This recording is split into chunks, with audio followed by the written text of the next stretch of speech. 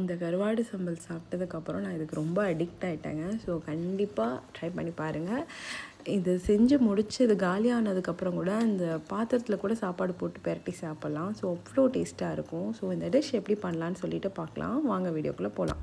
First ஒரு கடாயில் எண்ணெய் சேர்த்துக்கோங்க. எண்ணெய் காஞ்சதும் சீரகம், தட்டி வச்ச பூண்டு, கருவேப்பிலை, பச்சை மிளகா, சின்ன சின்னதாக நறுக்கி வச்ச வெங்காயம், இது எல்லாத்தையுமே ஆயில் பிரிஞ்சு வர அளவுக்கு நல்லா வதக்கணும். நல்லா வதக்கினதுக்கப்புறமா கொஞ்சமாக உப்பு சேர்த்துட்டு தக்காளி தேவையான அளவு சேர்த்துக்கோங்க. நான் ஒரு 4 தக்காளியை பொடியை நட் பண்ணி இதில் சேர்த்துருக்கேன். ஸோ அதுவும் ஆயில் பிரிஞ்சு வர அளவுக்கு வதங்கணும். வதங்கிறது ரொம்ப இம்பார்ட்டண்ட். இப்போ இது வதங்கிடுச்சு. இப்போது நம்ம தனியாக குழம்பு மிளகாய் பொடி அரைச்சி வச்சுருப்போம் இல்லையா, அதையும் இதில் சேர்த்துக்கலாம். சேர்த்துட்டு பச்சை வாடை போகிற அளவுக்கு இது வதக்கணும்.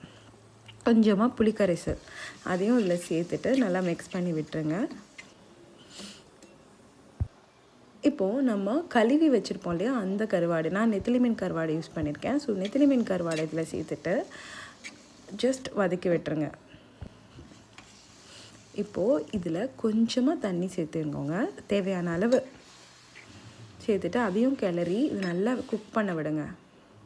நான் கொஞ்சமாக வெல்லத்தை இடித்து சேர்த்துருக்கேன். ஸோ ரொம்ப டேஸ்ட்டாக இருக்கும் இது. ஸோ பார்த்துட்டிங்கன்னா இது குக் ஆகிடுச்சு. ஆயில் வந்து தனியாக பிரிஞ்சு வந்துடுச்சு பார்த்துட்டிங்களா.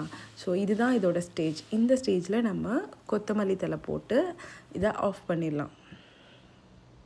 ரொம்ப டேஸ்ட்டாக இருக்கும். பாருங்கள், நான் சமைச்சு முடிச்சு ஒரு 1/2 hour கழித்து பாருங்கள், இந்த ஆயிலே தனியாக வந்துடுச்சு. அவ்வளோ டேஸ்ட்டாக இருக்கும். ட்ரை பண்ணி பாருங்கள்.